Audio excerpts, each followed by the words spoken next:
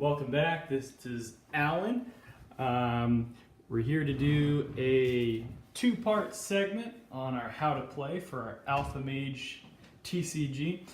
Now I know the last two videos, I mentioned it was going to be a three-part segment. It was going to be the gameplay part one with the post-interview or the pre-interview with my buddy Travis. Part two was going to be the actual gameplay. We did that just so you guys can see physically what it would look like on the board or on the table, so you can see kind of the smoothness of the game. And then part three, we wanted to explain the gameplay, but I realized I wanted to split it up into two parts. So basically the last segment is just a two-part segment, and we're going to make a two-part segment on how to play Alpha Mage. So want to explain that to you guys. So if you haven't noticed, or if you haven't seen my other videos, these are cards we use. These are just printed off from FedEx. Excuse me, so don't worry about it. These aren't the actual ones from the Game Crafter. Should be up in March, so we'll keep you posted. They should be able to be available here. Now, I want to use these as an example here. So bear with me, I'm going to be doing this a little upside down with the way the camera is set up. So just bear with me here. So, now just a reminder, we really wanted to make this gameplay kind of lore friendly, so to speak. So the idea is, remember, you're a mage, and as a mage, you engage in magical duels with other mages or other opponents to try to win them. You want to get the title of the Alpha Mage by gathering all the spells. So really adding in that collecting value.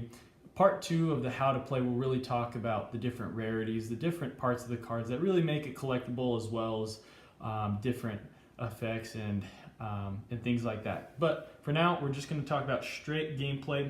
But as a mage in the lore, you have energy. And that energy can be turned into spells that you can cast on your opponent. The way as a mage you can win one of three ways. As a mage, you can develop more energy and cast more powerful spells and finally overcome your opponent with your power, finally defeating them. You can also win by your opponent running out of magical energy. So basically kind of this war of attrition, you end up beating them. And third, you can win by your opponent fleeing, running away from you and conceding. So those are ways that you can win. We'll explain more about that, how it applies specifically to the Alpha Mage TCG card game. So real quick, we're going to go over the features and then the functions of the game. So the features of the game, your deck is called your spell book. All right, and when you're playing, you place your spell book down, you shuffle it just like a normal deck, and right next to your spell book is something called the cooldown pile.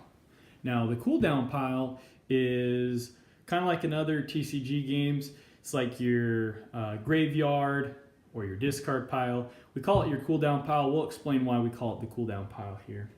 Now,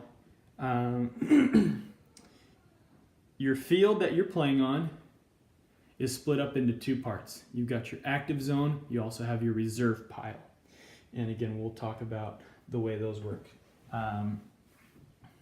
Now, as far as the card parts themselves, if you can see here, let's grab a couple good cards here. Here's a good example. All right, well, we'll just use this one, I guess. So right here. So the card has a few things to it. The top right of the card is the cost of the card, which means the number represents how much spell points of energy it costs to be able to play this card. On the left side in the middle, that circle, that number tells you how much spell points of energy this card gives you. So as you see here, in the Alpha Mage TCG Initiation Set, we got quite a few cards that you're going to need to play a part of your deck that cost 0. Because when you're first starting off, you don't have any spell points on the field. Your cards is what gives you the spell points. So for example, when I play this card, I'm going to get an additional 3 spell points. All right. Pretty simple. Now, the little circle on the bottom right shows what kind of card that is, and that's going to be covered in part 2, card effects, the types of cards. Don't worry about that. But this here, this number / another number, the first one is your spell strength and then your spell defense. Pretty similar to other kinds of TCG games. This is a similar layout. On the bottom right, it's what number the card is out of the set. All right, so pretty simple here. So you've got the different features on the card.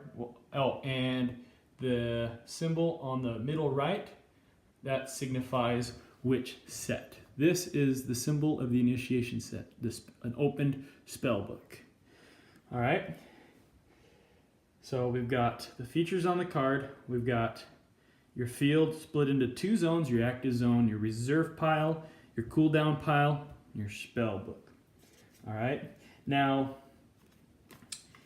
for the deck, you need at least, or when you play, you need at least 36 cards in the deck to be able to play. All right. You can do a lot more, but you need at least 36. And it's also important to make sure that with the 36 cards, you have enough to be able to get 200 spell points of energy at least. That's one way you can win the game. For the most part, that's how you'll mostly be winning the game, is through 200 spell points. But we'll talk about that here in a little bit. At the beginning of your turn, you're going to draw 5 cards. All right, and on your turn, you have 2 actions you can do. Now, say I have this as my hand. Anytime you play a card from your hand, place it on the field, or you play a card from your cooldown pile into the field, that's called playing a spell, playing a card. You're playing it. Now, because these are spells, not all of them are monsters, they're spells. Each card represents energy. You can choose to use this energy and turn it into its associated spell. And when you use the spell's effect or you attack another spell, it's called casting. All right? So you got playing a card or playing a spell or an artifact, depending if you have like an item or a different artifact. But whenever you place it down, it's called playing it or casting. You can do up to 2 actions, all right? You don't have to, but you have up to that amount. So you can cast twice and not place any card down, or you can place 2 cards, and then your turn is over. All right? So, with the active spell zone, or the active zone, I want to explain a little bit about that and what that does. If you noticed, if you did watch the gameplay part 2, where me and my buddy Travis actually had our magic duel, you probably saw this on the field. All right. This represents, on your active zone, you have 4 active spell slots. All right. You don't have to have these. You can use something else, or you don't even have to have anything at all, but this helps us this helped us visualize it a little bit better. Let me see if I can just place it here and just make it seem a little better. All right, so in your active spell, or in the active zone, your active spell slot, this is where the main combat is going to happen between your spells. So the way spells do combat, all right, something probably you've seen similar in other TCG games, the spell strength will attack their spell defense. And in turn, their spell strength will attack your spell defense.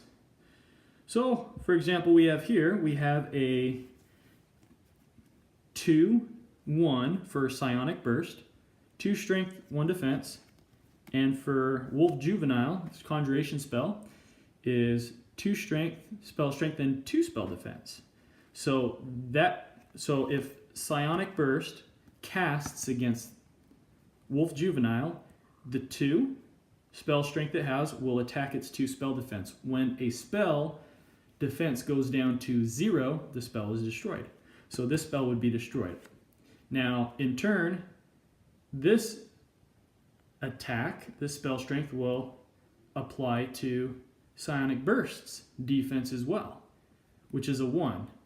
So this card's destroyed as well. So if this card, or if this spell cast at this spell, then both would be destroyed. Pretty simple. Now, sometimes you have tough spells, like for example, Necklace of Imprisonment. If this was out in the field and this had damage done to it, if I was able to say, use this spell and damage this artifact here, because this is an artifact, these play a little differently, but for the sake of this example, say this does damage here. It's got a defense of 13, so I've got a spell strength of 2.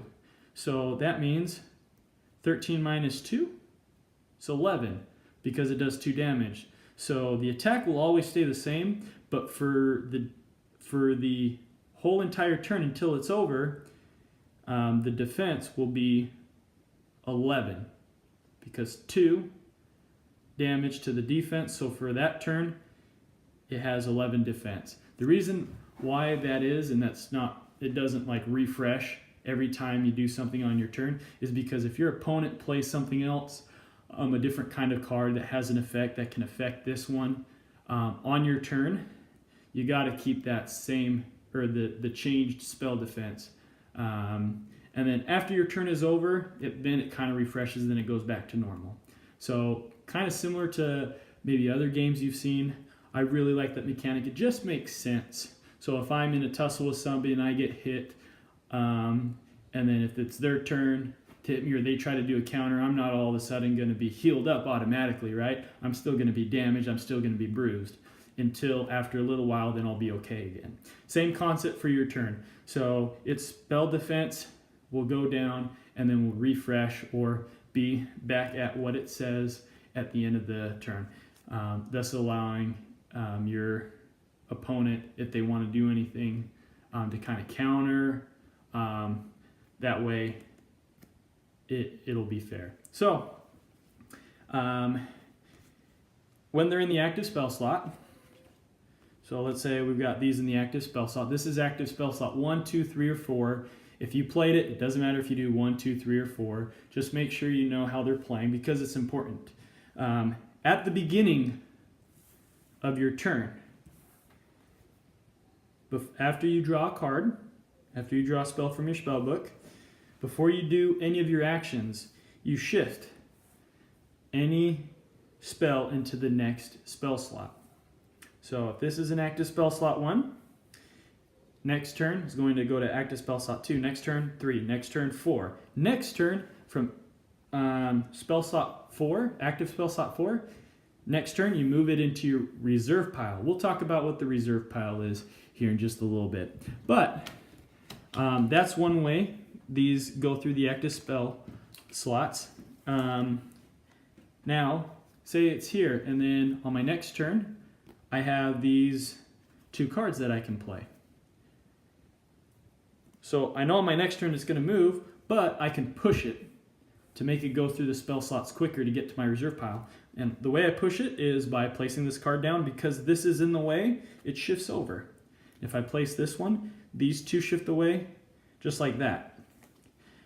Now if I had it like this, and I have an empty active spell slot here because it probably got destroyed by an opponent, if I place this, this moves to the next available one. This doesn't shift over because nothing's trying to push it over. If it was like this, then I need to push this over. This is in the way, so I push this over. So hopefully that makes sense. Pretty simple. So and then at the beginning of my next turn, if these are still on the field, I'll shift them over.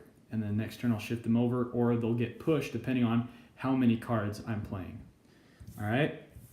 So in the active spell slot, pretend this is a spell and it has the 11 strength, 13 defense. Because again, because this is an artifact, these play a little differently, which will explain different card types. But just bear with me. Say this is a spell, and in an active spell slot on my opponent's side right here, which you can't see because of the way the camera's set up. I am going to cast against this one. This one gets destroyed. It goes straight to my cooldown. All right. This isn't destroyed. It's still my active spell slot. So on my next turn, it gets shift over and shift over and shift over.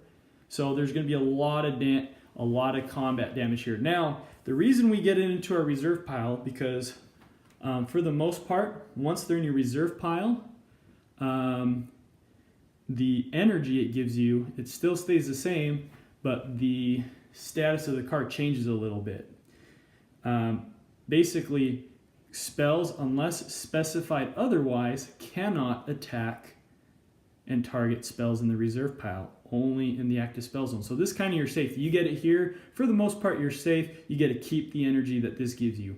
Now, as a backup, say you have a really powerful card that you don't like, or a couple powerful cards or whatever, and you don't like these on the field, and you don't have anything to combat it, you're worried that these are going to destroy other ones that you have that you want to keep, you can choose, if you want to use a spell from your reserve pile and attack it after combat damage is done, even if this isn't destroyed normally through the spell strength, destroying the spell defense, because this is higher.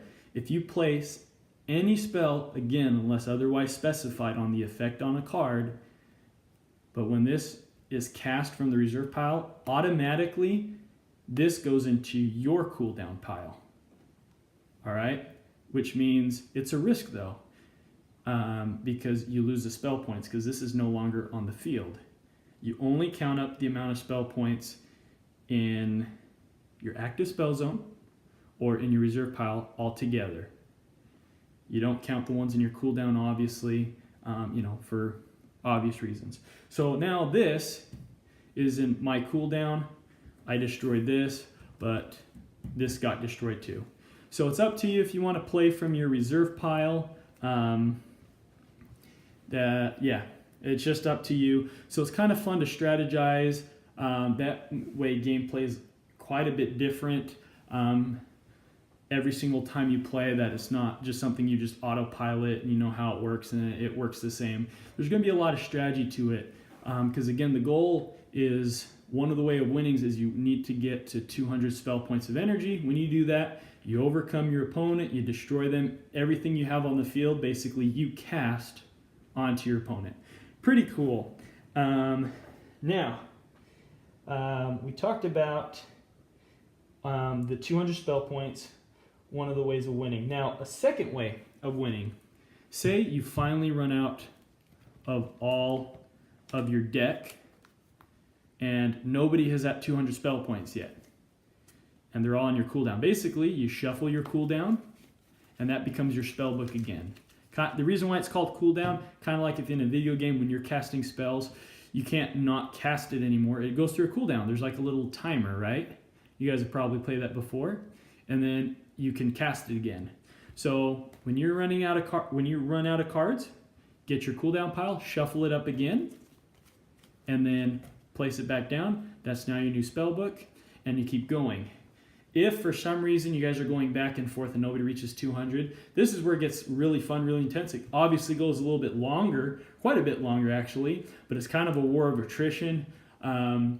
Once a player reaches their second cooldown pile shuffle, which means the second time they run out of cards, they do not reshuffle and put it in their spell book slot. The game is over on the second cooldown, or the second time they run out of their spell book. It's basically, in the lore, the mage just runs out of energy. They're all tapped out. The game is over. Whoever has the most spell points at that time automatically wins. All right? Also, third way of winning is simply by the opponent conceding. You know, you're just so powerful, so overwhelming that they say, okay, I'm done. I give up, I forfeit. Kind of like in the lore, a mage is too powerful. They'll either flee, run away, they'll concede, they'll beg for mercy. So you want to win by those two different ways. You want to play your cards right, attack and cast, decide when to cast, when to play cards. Try to get him your reserve pile to keep him safe because you want to get to 200 spell points of energy. Or you win by them conceding, or by if it gets stalled out a little bit, this prevents it from stalling out. So that way you don't have any problems or any issues with the game. Keep going and it never ends. Nope, once you reach the end of your spell book for the second time any player, the game's over. But that's not saying me get rid of this and then my opponent and that's two. No, each opponent, by the time it ends when an opponent reaches their second time. All right? So don't get that confused with, oh, I got rid of mine, shuffled my cooldown. Oh, they shuffle theirs, that's two, it's over. Nope, it's by your second time. All right? Now, last thing I want to mention in this part 1 video, sometimes you'll have cards, for example, let's say here. Let's say I don't have any spells that cost 0. Now, whenever you're playing a resource game or you need resources to play cards or anything like that, sometimes you get a little gypped where you can't play and you go turn after turn and you can't place anything down. That's no fun. So to avoid that, we have a different way of doing it. Now think lore-wise. As a mage, if you need an extra help, what does he do? Like in RPG or fantasy games or stories, they meditate, right? So to give him a little boost. So the same concept is here. If you don't have anything you can play, you can choose to do this if you want. You don't have to. You can choose to say, you know what? I really like this card, but I'm closer to being able to play this card. I can meditate or whatever. You don't have to call it that. There's no name for the mechanic. But basically, you place a card down, face down. When you place it face down, that means it is no longer a spell or anything that you can attack or target unless, again, otherwise specified, where it can target a spell token or a spell point token. This counts as +2 spell points. This, I can't play anything. I draw, I can't play anything else, let's say. All right, I shift this over, place another one down, and I can place 2 down. All right, see that? So now I've still got somewhat of a chance to be able to play something in case for some reason I drew a bad hand or whatever. So you're not completely left in the dust where it's hopeless for you, but also you're not going to keep pace with somebody who's doing well or who just built a better deck. But you have this wiggle room, something you can do with. Now, let's say I have a card. I have 1, 2, 3. So 3 times 2, I have 6 spell points. Now this is the thing with the spell points. They keep transferring over just like a regular spell. You can choose to use these spell points instead of just saying, I have 6, boom, here's a card that costs 6. No, because they're spell points, you cash them in. All right, this requires 6, let's say. All right, these go back in my cooldown. Boom, you see that? It's not like this. If this gives me 6, I can place this and not cash this in and destroy it. This already gives me it. These are just kind of little mercy points, kind of meditation in lore. Doesn't last forever. Or you don't have to do anything with it. You can just leave it there as long as you want. But if you're ever going to use it, whether one or both of its spell points, it gets trashed into your cooldown pile. So let's say you don't have anything. I got 2 spell points, so this is 4 spell points. This costs 3 spell points to play, let's say. Well, I have 4. It doesn't matter, because if you're using one of the spell points from one of the spell tokens, it gets cashed in. So that gives you a little bit of a chance, kind of a little way you can boost yourself up, where it makes it a little more fair, where you can still play. That will add in a lot of different strategies, things you can do to really prevent your opponent from doing something based on what they have on the field. A lot of different strategy. As you play, it'll make sense. So this video's gone long enough. Now, the next how to play part 2 is really going to talk about the different types of cards we have, different strategies, how many of each card you can have in the deck, and so on. So hope that made sense. If you have any questions, please post them in the comments below. Please subscribe. I know everybody's tells you that all the time. You probably hear it. You're probably tired of it, but it really does really does help me out. I put a lot of work into these cards, really trying to get this big, you know. I know everybody says that, but if you can help me out, if you do like it, please subscribe. If you do have any questions, I really do hope this made sense to you. Thanks for bearing with me with the camera angles.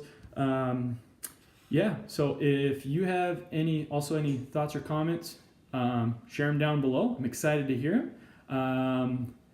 So get ready, keep an eye out for the next game, the how to play video, coming up here pretty soon. But have fun, you guys. Thanks so much.